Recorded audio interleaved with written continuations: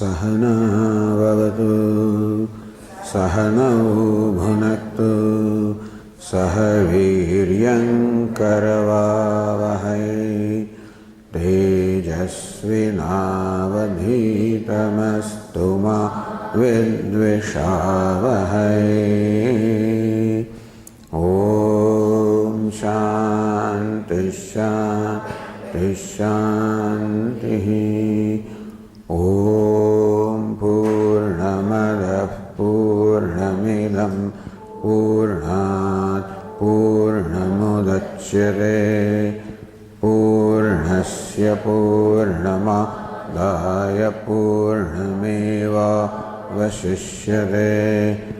ॐ शान्ति शान्ति शान्तिः। श्रुतिस्मृतिपुराणानाम् आलयं करुणालयं नमामि भगवत्पादं शङ्करं लोकशङ्करं शङ्करं शङ्कराचार्यं केशवं बादरायणं सूत्रभाष्यकृतौ वन्दे भगवन्तौ पुनः पुनः। ईश्वरो गुरुरात्मेति मूर्तिभेदविभागिने व्योमवद्व्याप्तदेहाय दक्षिणामूर्तये गुकारस्त्वन्धकारो वै ऋकारस्तन्निवर्तकः अन्धकारनिरोधित्वात् गुरुरित्यभिधीयते। सदाशिवसमारम्भां शङ्कराचार्यमध्यमाम् अस्मदाचार्यपर्यन्तां वन्दे गुरुपरम्पराम्।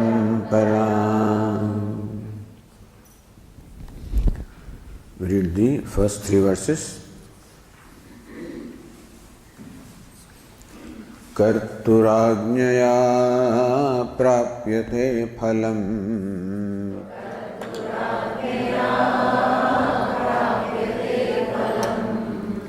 कर्म किं परं कर्म तज्जडम्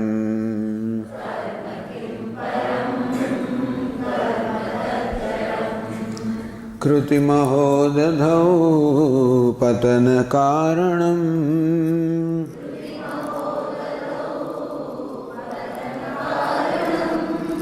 फलमशाश्वतं गतिनिरोधकम्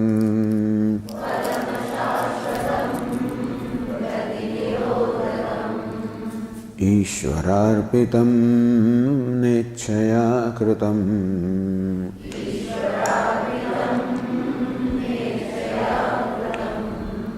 चित्तशोधकं मुक्तिसाधकम्।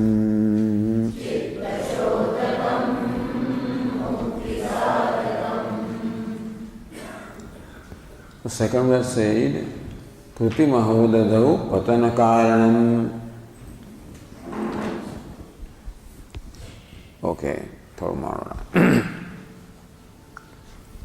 Karma Patana Karanam.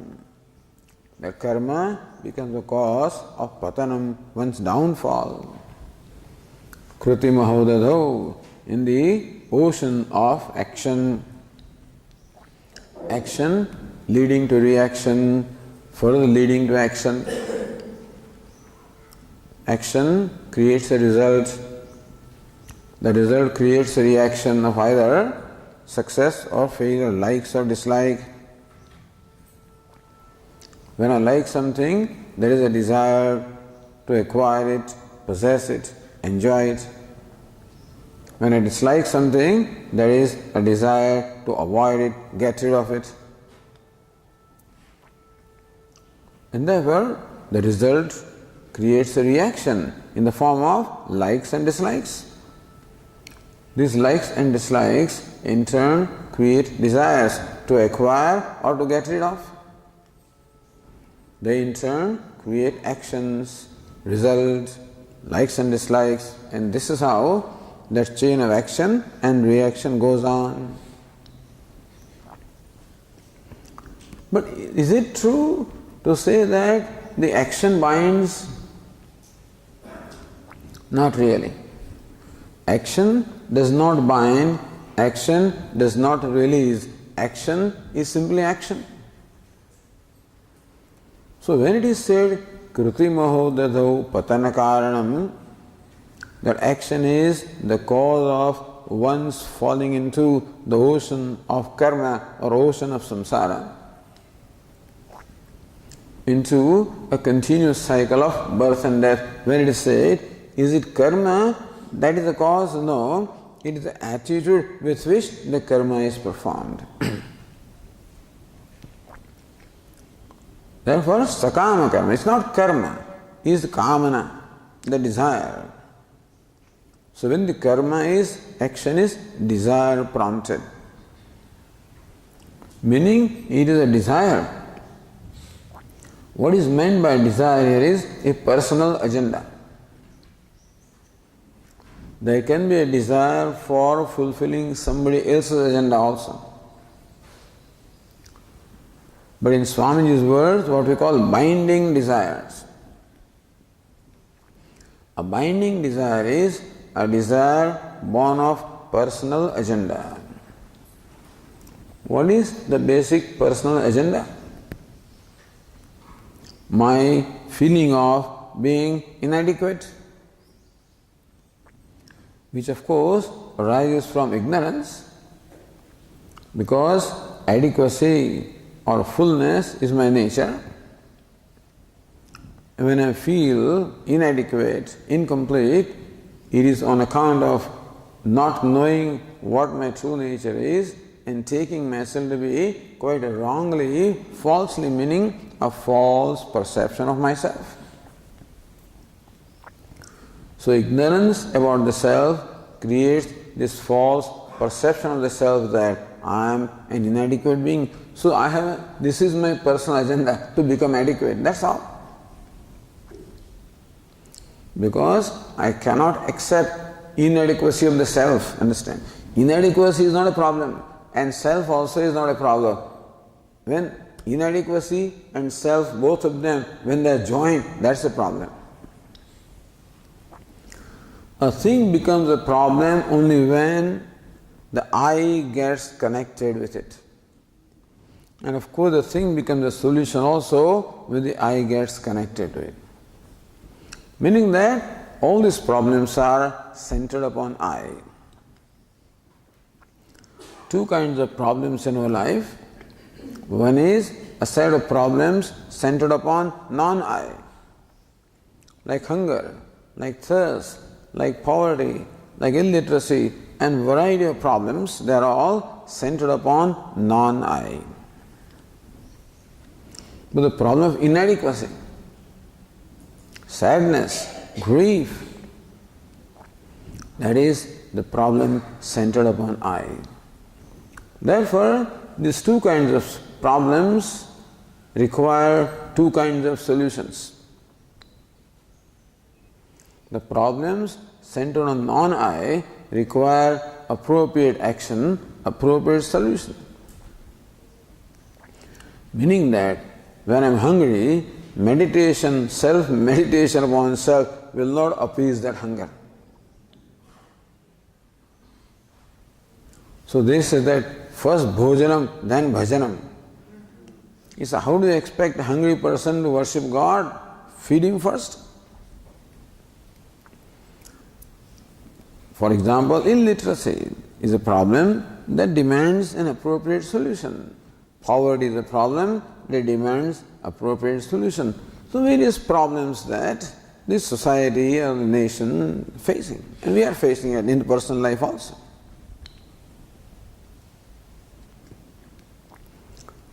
But what really bothers me is the problem centered upon I. These other things become problem, and fundamentally I have problem with myself, and that is a sense of inadequacy. human being is suffering from the sense of inadequacy. It is possible that there can be many problems at the level of non-I and still a person can be happy. There can be poverty, there can be illness, there can be many things around and still a person can be happy if the person is free from the sense of inadequacy. By the same token, regardless of what I have, I can be happy if I am suffering from a sense of inadequacy. Nothing outside can help me, meaning my wealth and name and fame, none of them can help me create a sense of adequacy. They cannot remove the sense of inadequacy which is centered upon I. The wealth and name and fame, they are all centered upon non-I, understand? They cannot solve the problem of I. It looks like when my desire is satisfied, momentarily I do become happy. But then I realize that that's not what I wanted and I am back to where I was.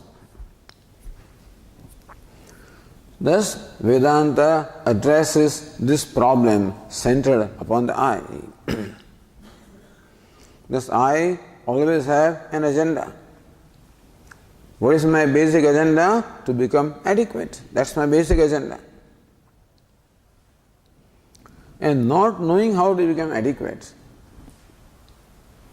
I have assumed, taken for granted that these worldly achievements will somehow make me adequate. So this is what we call desire here, binding desire, which is doomed to failure.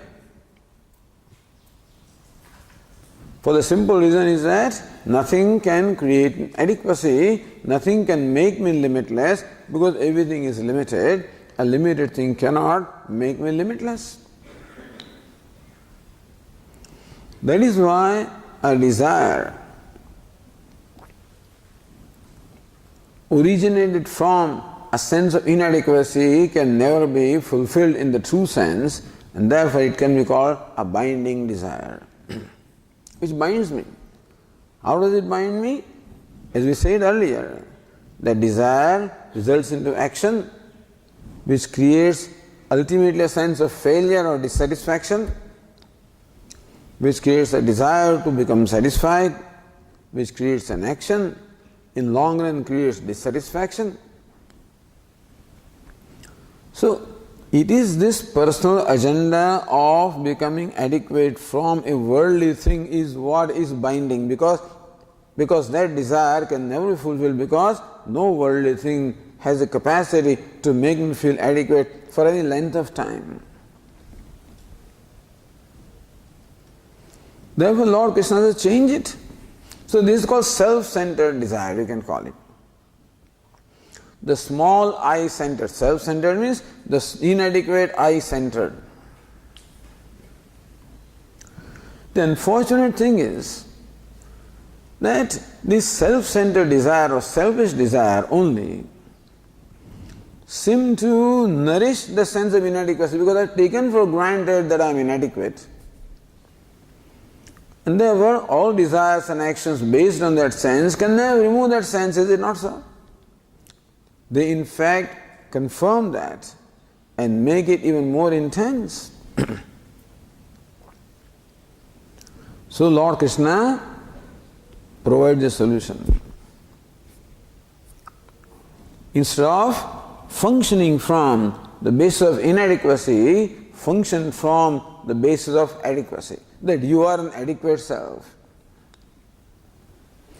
Even though that is not my experience, we understand. My experience is still one of inadequacy. But I do not give reality to that. Trying to fulfill a desire based on inadequacy gives reality to inadequacy. Like the 10th man who is searching for the missing 10th man, not realizing that he himself is the 10th man because he has not taken himself into consideration, he has not counted himself. So any desire to search for the 10th man will perpetuate the sense of that I am not the 10th man. Because that desire can never be fulfilled. The 10th man is not out there, and all this search for the 10th man is doomed to failure. Sometimes the hope is created. I think I saw somebody behind that hill. That looks like a 10th man. So the moment I feel a little satisfaction, then I go there and discover that's not what I wanted. Although in case of 10th man, the fellow doesn't even know how he looks like, just 10th man. So just as every desire for searching for 10th man only perpetuates my sense that I am not the 10th man. Similarly, every desire to become inadequate only perpetuates the sense of my inadequacy. I am giving reality to my inadequacy. So presently, my life is based on giving reality to my inadequacy, incompleteness, sense of limitation. And whatever I do cannot remove that sense of limitation. On the other hand, it only perpetuates the sense of limitation. What is the solution? Solution is to function from the platform of adequacy. At least don't give reality to inadequacy. Don't give reality to the idea born of ignorance. Fake it till you make it. What do you fake? That I am adequate self. Even though that is not right now my experience.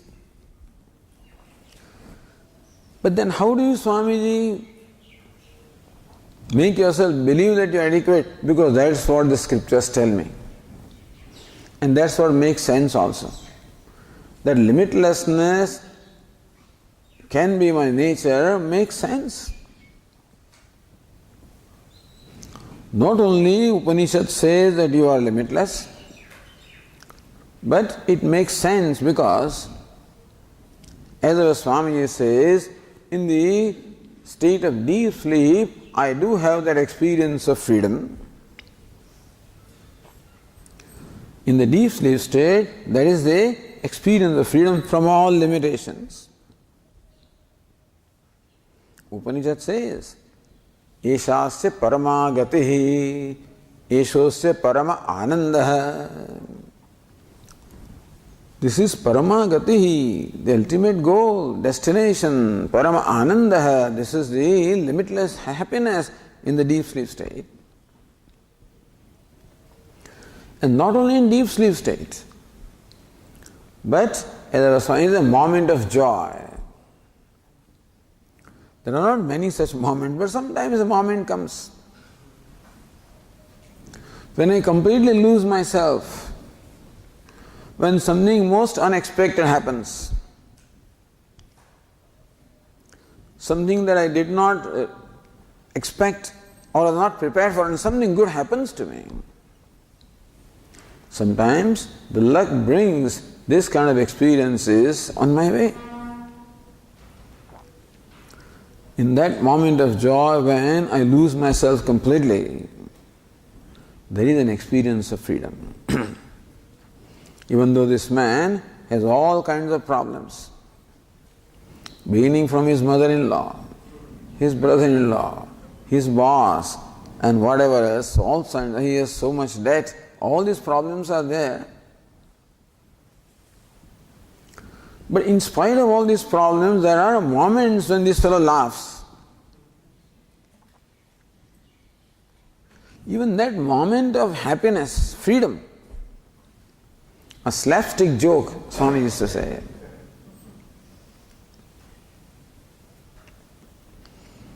Like this man is in an ATM, ATM, you go there for getting money. Automatic teller machine, ATM. So two fellows are there. The fellow in the front, you have to enter your password. So fellow behind was looking over his shoulder. He said, "Hey, I know your password." "What is it?" "4 crosses, he says, He says, no, stupid, it is 2, 3, 4, 9.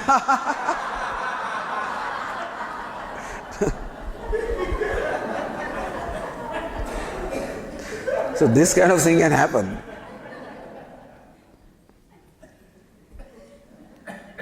Person laughs. At that time the self-consciousness is gone. The sense of doership, the sense of smallness, everything is gone momentarily.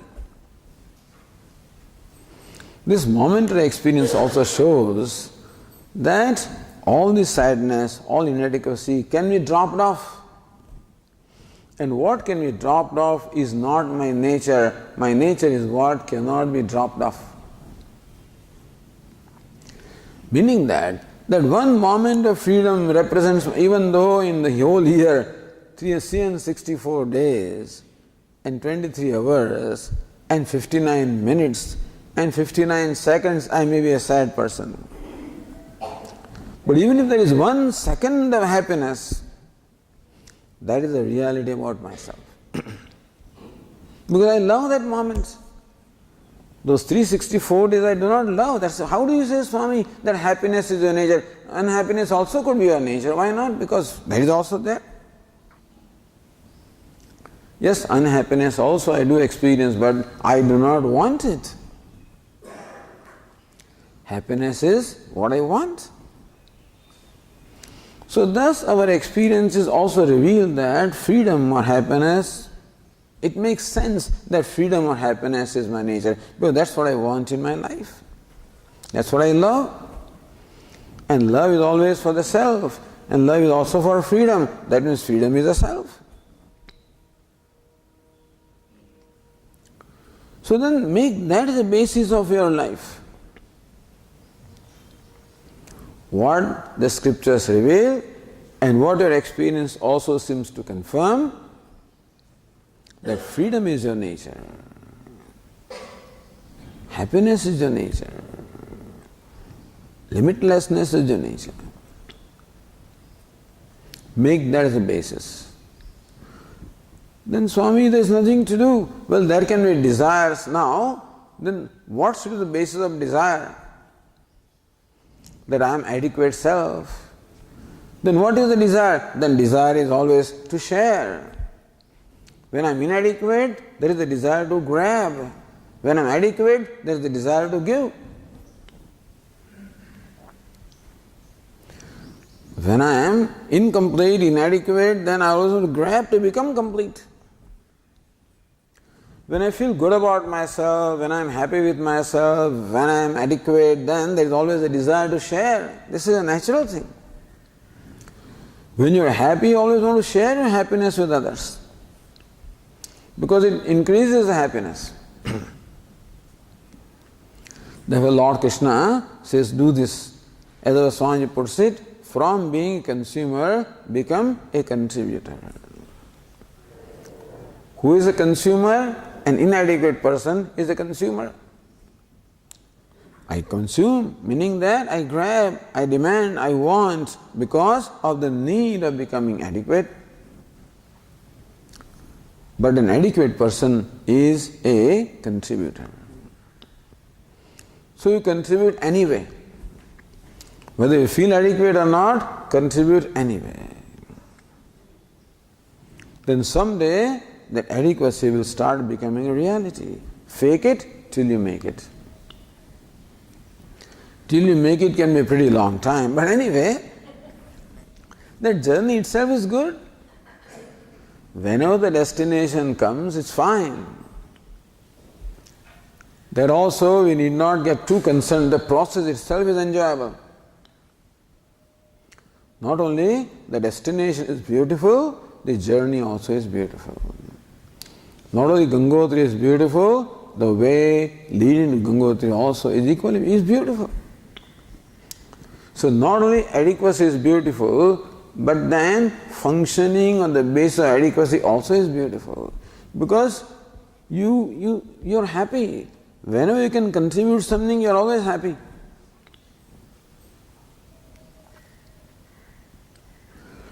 For the simple reason that is in keeping with the order in the universe. In the universe, there is an order. Lord Krishna calls that order yajna, where yajna means a sacrifice, a ritual involving sacrificing materials to gods in fire. You kindle the fire, invoke gods in that fire, and make an offering. That is the conventional yajna. But in the Bhagavad Gita, Lord Krishna gives a very broad meaning to that word yajna. This is a revolution. Until then, the Mimamsakas always confined the yajna to the yajna-shala. Meaning that whatever you do in yajna-shala or homa building, that is called yajna. Lord Krishna brought that yajna into home, into day-to-day life,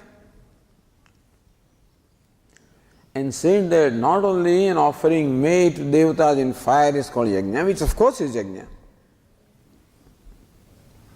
but whatever is done in the spirit of offering to devata is yajna. Devan bhavayatanena te devaha bhavayantuvaha parasparam bhavayantaha shreyah param avapsyatha. Lord Krishna in Bhagavad Gita, Devan bhavayata anena. By your action, by your contribute, may you propitiate the devatas, the gods. Te devaha bhavayantuvaha. The rule is that when you propitiate them, you are propitiated in return. That's how it works. If in the mountains you say Ram, Ram, Ram, then the mountains also echo back Ram. If you say love, then there is an echo of love. If you say hate, then there is an echo of hate. The universe always generally echoes. Whatever kind of attitude we have, that attitude is echoed back towards us. So, Devan bhavayata anena, te devaha bhavayantuvaha. With your action, may you propitiate the devatas, and those devatas will nourish you in return. Lord Krishna tells us that fundamental rule. That's an important thing for us to know, because if I keep on propitiating and if I keep on contributing, what will happen to me? He says, when you contribute, then you automatically receive the contribution. Devatas. Who are these devatas? Devatas here stand for all those entities which contribute in my life. I am already a recipient of the contributions made by the whole universe. Therefore, the Upanishads sort of classify the whole universe in 5 conscious entities. 5 kinds of living beings. Vedas say that the universe consists of 5 kinds of living beings. That there are devatas or gods living in heaven, or there are devatas in form of the all natural forces, but we look upon them as live entities. The sun, the moon, the earth, the water, the fire, all of these are in fact intelligent live entity because they are manifestation of intelligence. Ishvara is intelligence, is all knowledge, and the universe is the manifestation of that intelligence. Therefore we find that all the elements function in an intelligent manner.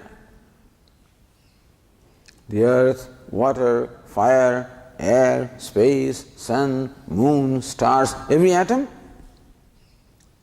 functions in an intelligent manner. What is an intelligent manner?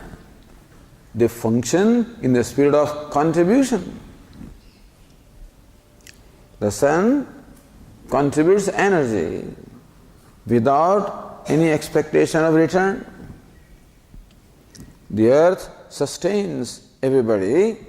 The water quenches the thirst of all living beings. The fire gives the warmth. The air sustains the life.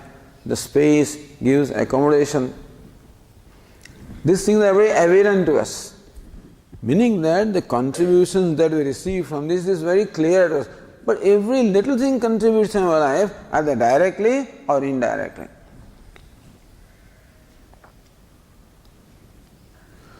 So the contribution of the devatas in the form of the 5 elements, in the form of the sun, moon, etc., is very clear to us. There is one class of living beings. Other class of living beings are all the ancestors, because there is what we call Pitruloka.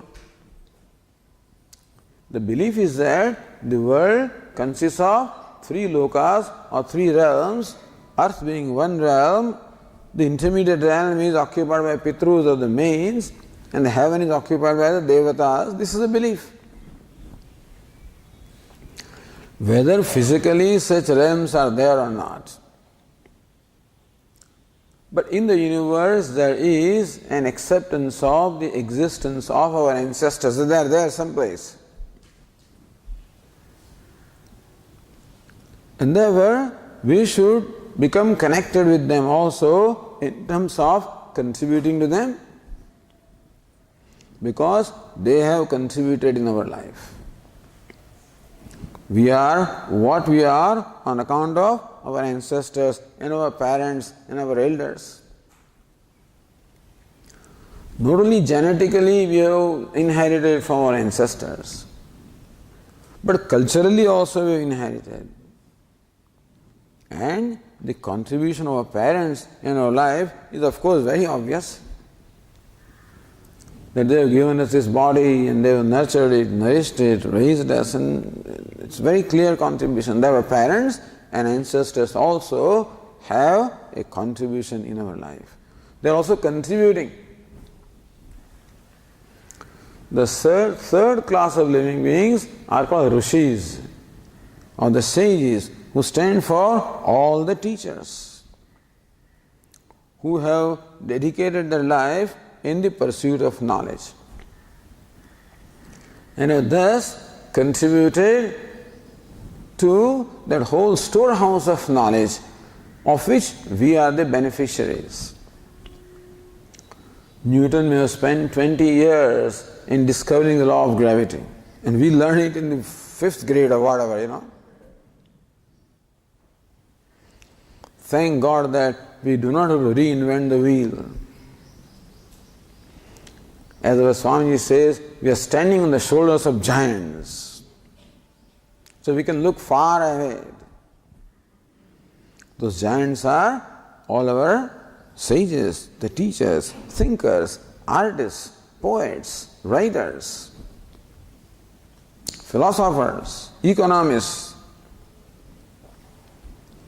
We have this knowledge readily available to us. They have made a great contribution in our life. The 4th class of living beings are the rest of the human beings in the society. They live in this world. So, Bhuhu, Bhuvaha, Suvaha. This earth, intermediate world, and heaven. Heaven is occupied by devatas. Intermediate world occupied by the ancestors. This world occupied by other human beings. The other human beings also have a great contribution in our life. We are beneficiaries of what they also do. Like the farmers, we can't live without them. Like the dairyman. Like a postman, a maid servant. What do you talk of anybody else? In India, that's a big thing, maid servant. Or there are very often the male servants also. And the whole life centers around them. A woman may take more care of the servant than she takes care of her son, really. Because you cannot afford to displease them. You need their favor. Therefore, you have to take good care of them. Thus, they contribute in our life. All human beings, directly or indirectly, contribute in our life. And the fifth class of living beings are the creatures around ourselves, such as animals, cows, etc., buffaloes, trees, plants, and every insect around ourselves, including ants and whatever.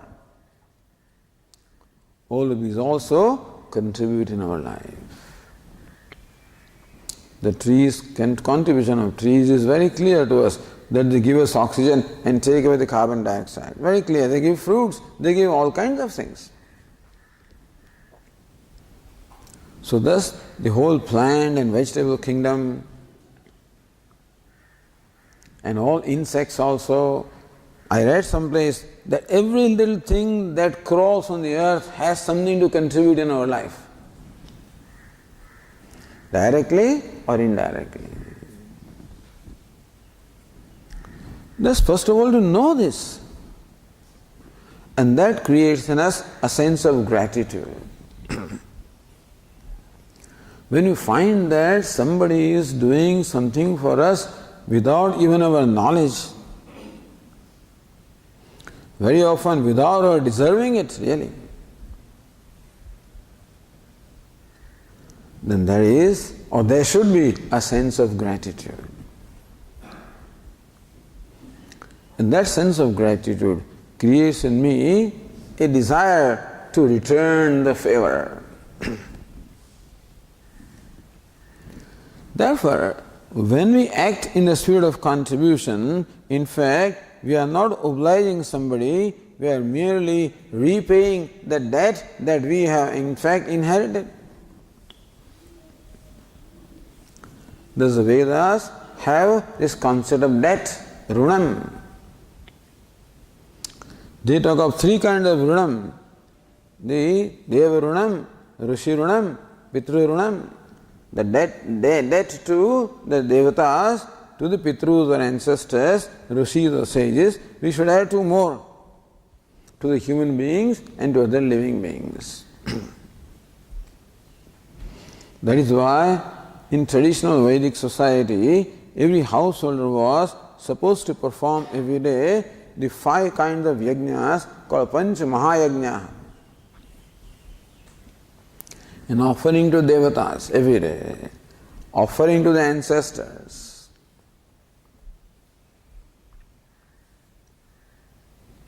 and then offering to the sages. Well, how do you offer to sages? By acquiring knowledge, by passing on the knowledge, by being a part of the tradition of the knowledge, and contribution to the needy members of society. Therefore, always a value for welcoming a guest. A person, some people would feel in fact incomplete. My day today has not been a complete day because today I did not have a guest. So our Swamiji was saying that, therefore, at the time of lunch, this head of the household would go in the midst of the street and then declare, is there someone who is, who I can, who can be my guest? Because they felt that that day was incomplete if they did not share the meal with a guest. Atithi Devo Bhava. They look upon the Atithi or guest also as Devata. My contribution to birds, to cows, by way of offering grass, birds by way of offering grains, and even ants also. At least in South India, when they decorate their homes, with alpana, with rice flour, and so ants will have their feast. There are people who in the morning make it a point, they carry some grains with them, some wheat flour with them, under the trees they will spread this flour, they will throw these grains for the for the birds to eat. So wonderful life. Every neighborhood would always have a bird feeder. I remember that. So you remember your father or mother, father particularly, when he goes out in the morning for darshan, etc., has a small little bag with him in which he is carrying some grain, and you deposit some in that bird feeder. So built into the life. So this is how the Vedic culture was based on, or it involved an awareness of the world around me, that life does not become just self-centered, that you include others in your life. And how many others can you include? There is no limit to that. Ishvararpidam nechaya kritam. Ishvararpidam, Ramana Maharsi says, and Lord Krishna says that, may you perform your actions as an offering to Ishvara. That's a tall order. Because who is Ishvara? The next verse will say later on, Jagat Ishadi. The whole universe is manifestation of Ishvara. So ideally you should include the whole universe. Right now the only entity that is included in my life is my ego, that's all. Whatever I have been doing is for the gratification of ego. For my personal or self-gratification. So usually, whatever things we do are meant for self-gratification. Either gratification of senses, gratification of my emotions, gratification of my intellect, or gratification of ego. All self-gratification. That is my agenda. Lord Krishna says that is binding. Yajñārthat karmanyatra lokoyam karma bandhana. When a person performs an action in the spirit other than yajna, other than offering, other than contribution, the meaning that whenever a person acts in the spirit of grabbing, of consuming, of self-gratification, then that becomes a binding action. It is not action that binds, it is an attitude of self-gratification that is binding. Why do we bring action in that? Because when you perform an action, these attitudes surface. We often do not know what all is stored in our mind, So a lot of tendencies are stored in there, in the subconscious mind. When we are about to perform an action, then those subconscious tendencies become evident. Then my mind asks this question, what is in it for me? Why should I do this? What do I stand to gain by doing that? That's the question that the mind asks. Then we discover that this tendency is buried in my mind. Therefore, karma is important. As Vinoba Bhave says, that in a puddle of water, on the surface, the water looks very clean. When you throw a pebble in that puddle, then all the murk or all the dirt that is below, it surfaces. Similarly, when we throw a pebble of karma in our mind, then what is within, in terms of my self-centeredness, surfaces. I am self-centered person, very calculating, always planning and scheming to take advantage. And Swamiji says that whenever a person comes before me, the first thought that occurs to me is, how can I be useful to this person? Usually, my tendency is, whenever a person comes before me, how can I use that person?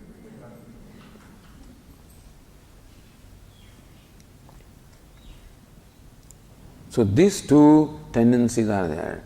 Basic tendencies how to use, because I feel so insecure inside. I feel so needy, feel so insecure. Unfortunately, in spite of what I have in terms of the worldly thing, still my sense of insecurity does not go, the sense of neediness does not go. The strange equation is, more I have, more insufficient I feel, more insecure I feel.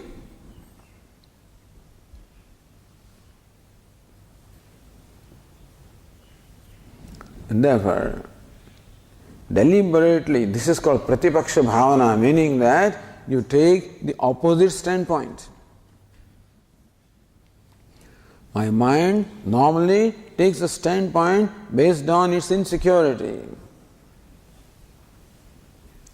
But more I try to remove insecurity, more reality I am giving to insecurity. So not giving that reality. And become a giver, become a contributor. Ishwararpitam.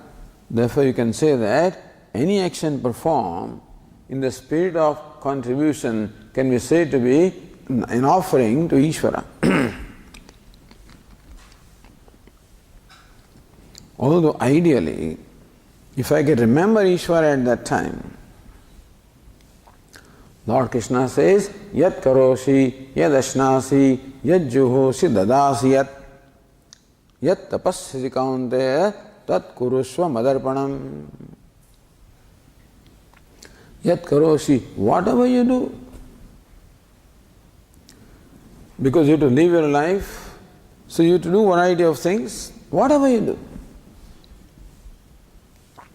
You may be a farmer, you may be a businessman, you may be an industrialist, you may be a clerk, you may be a housewife, you can be anything.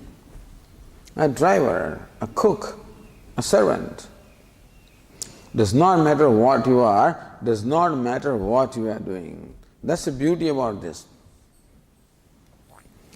For Karma Yoga, there is no requirement that I have to do a particular thing. Whatever karma, yat karoshi, whatever you do, or whatever religious actions you perform. In the Bhagavad Gita, 3 kinds of religious actions are identified. Yajna, Dana, Tapaha. Lord Krishna says, Yajna, Dana, Tapah karma, natyajyam karyameva tat. Yajno danam tapasyeva pavanani manishinam. You should never give up these 3 in your life. Yajna, dana, tapaha.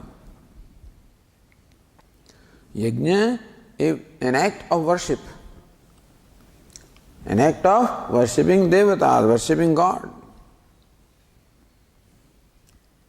Dana, an act of charity. Tapaha, an act of austerity. At the personal level, austerity, minimum demand. At the level of interacting with society, dhanam, a spirit of contributing, offering, sharing with the gods, and attitude of worship. So when you perform yajna, when you perform dana, when you perform tapaha, when you perform this religious action, of course offer them to me. Because these actions also can be performed for self-gratification. Meaning that I can perform yajna. Abhisandhaya tu phalam dambhartham vichayvayat kriyate tadiha proktam rajasam chalamadhruvam. Even yajna can be performed, keeping in mind the benefit, the result, personal result. Dambhartham vichayvat, or I can perform a yajna for making a show.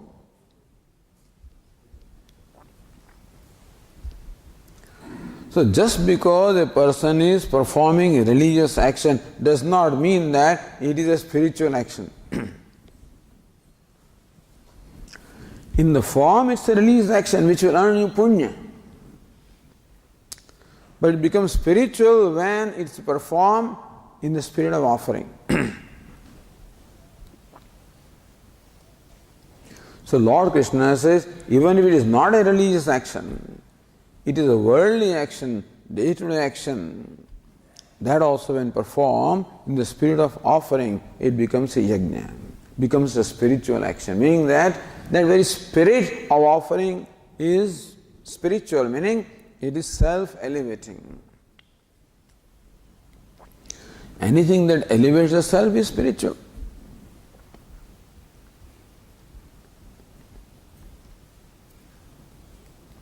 Yat karoshi, yad ashnasi, yad juhoshi, dadasi yat tapasyasi, kaunteya, tat kurushva, madarpanam.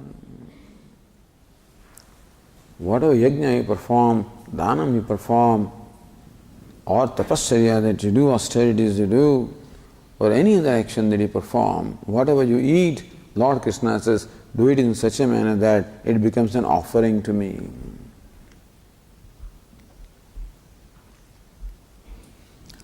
Swamiji, I can't remember when I get so preoccupied with my action that I forget. It is true. Therefore, important to remember, be alert. Therefore, the Brahma, Arpanam, we try to remind ourselves. This is an action of eating, may it be offered to Ishvara.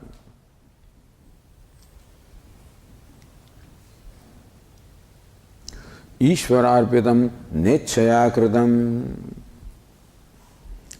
Ishvararpitam, an action performed in the spirit of arpitam, arpanam, offering to Ishvara. No, ichchaya kritam. Ichcha means what? The personal agenda. A self-centered agenda. That is the ichcha here, desire. No, ichchaya kritam. An action performed not with the attitude of self-centeredness, but with the attitude of Ishvaravitam, offering to Ishvara. What does it do? How does it help me? Naturally, we have to see what is the benefit here. Ramana Maharsi says, Chitta Shodakam Mukti Sadakam. Chitta Shodakam. Shodakam, it is a means of purification. Chitta Shodakam, it's a means of purification of mind. What do you mean by purification of mind? What are the impurities of mind? We said yesterday, raga and dvesha, attachment and aversion. These are the impulses. They stand for all impulses in our mind. It can be kama, krodha, lobha, moha, kama, again, the strong desire, anger, greed, jealousy, whatever impulses are there, they are called the impurities of the mind. Because whenever any of these impulses surfaces, then I become controlled by them. An impulse controls me, I lose my control. Krodhat bhavati sammoha.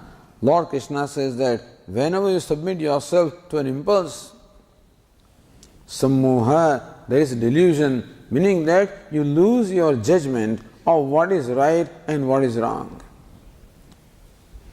When a person gets angry, there is a loss of judgment which normally the person has as to what is right and what is wrong, what is proper to do, what is not proper to do. That judgment a person normally has when he is in right mind. But when an impulse such as anger takes over, then this judgment is vitiated. Not only that, the mind becomes distorted. What is wrong appears right, and what is right appears wrong.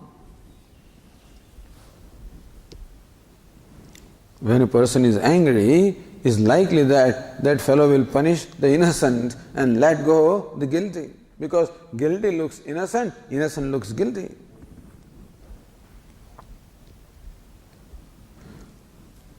So, sammohat smriti vibhramaha.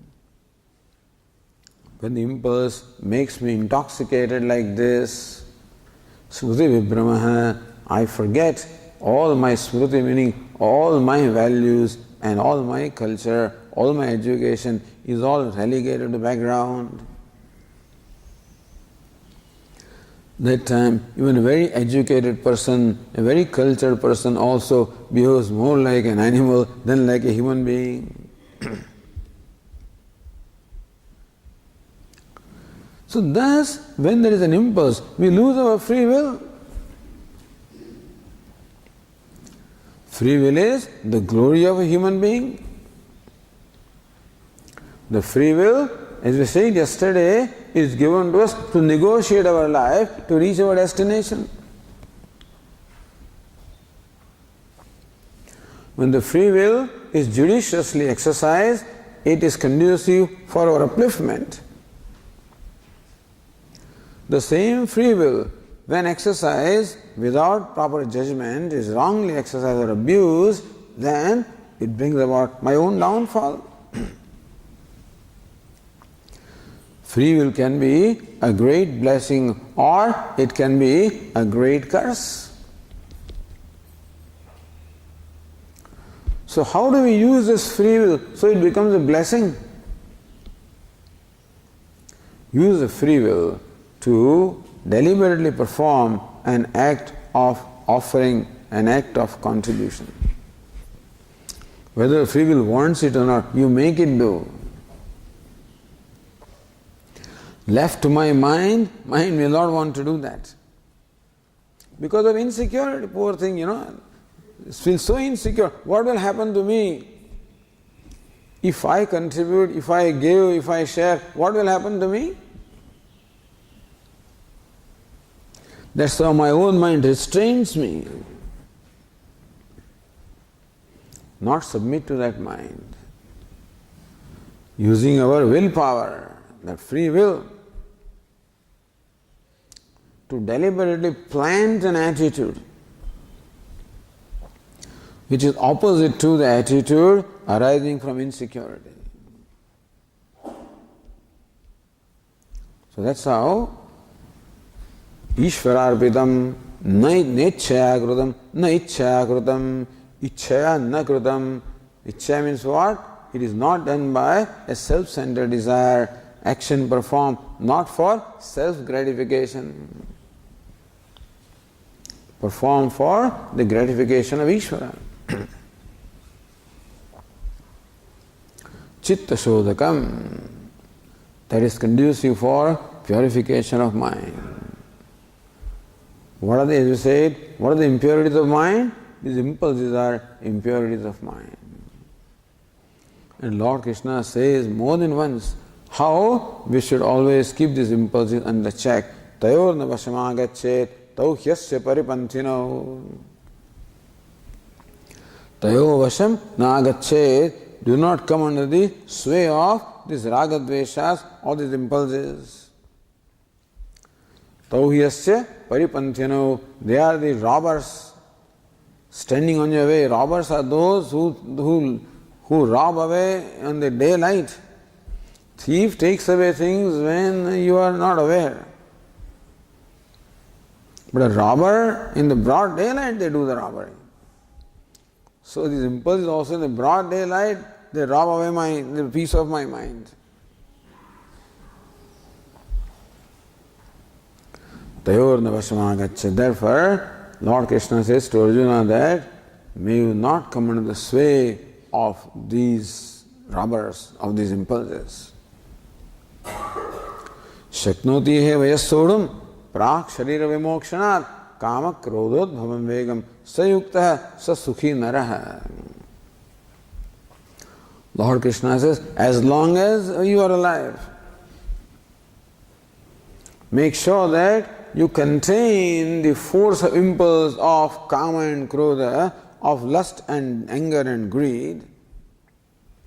Do not submit yourself to these impulses, but contain them. But Swamiji, psychologists tell us that you should not suppress your impulses, you should let them, give them expression. It is true that we should not suppress them, but we can certainly restrain them, we can control them. Suppression is when I do something helplessly. When my boss insults me openly, what can I do? Nothing. Even though I am angry, I would like to give him one at that time. But I cannot, because my job is my livelihood. It is important to me. So I swallow that impulse. No, that is helpless. That is suppression. But when I am in a position to express my anger, and then also I do not express it, that is a value. That is called damaha. That is what in Vedanta we talk of the samadhi shatka sampatti. Damaha. Damaha means self-control, restraining the senses. Even though the mind wants to say something, but I don't allow that thing to come out as words. I keep my mouth closed. The hands want to do something, but I restrain them. That is the first step. So Yukta, Lord Krishna, he is a yogi, even who does this much. Who contains the force of the impulses within. Sayukta, sa sukhi naraha. He is a yogi, he is a happy person. Thus, restraining and resolving or diffusing the impulses within myself, that is the process of purification of mind. Chitta shodhakam. This is the purification of mind, mukti sadhakam, which is a means for mukti or moksha, as Ramana Maharsi says. In such a small couplet, everything is expressed, very beautifully.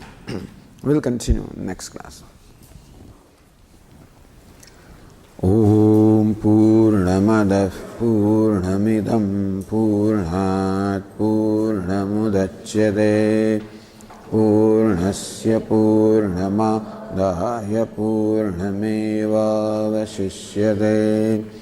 Om Shanti Shanti Shanti. Shankaram Shankaracharyam Keshavam Badarayanam Sutra Bhashya Krutau Vande Bhagavantau Punah Punah Gururatmedi Murti Bheda Vibhagine Vyomavad Vyapta Dehaya Dakshinamurtaye Namaha. Om Shanti Shanti Shanti. Hari Om. Shri Gurubhyo Namaha. Hari Om.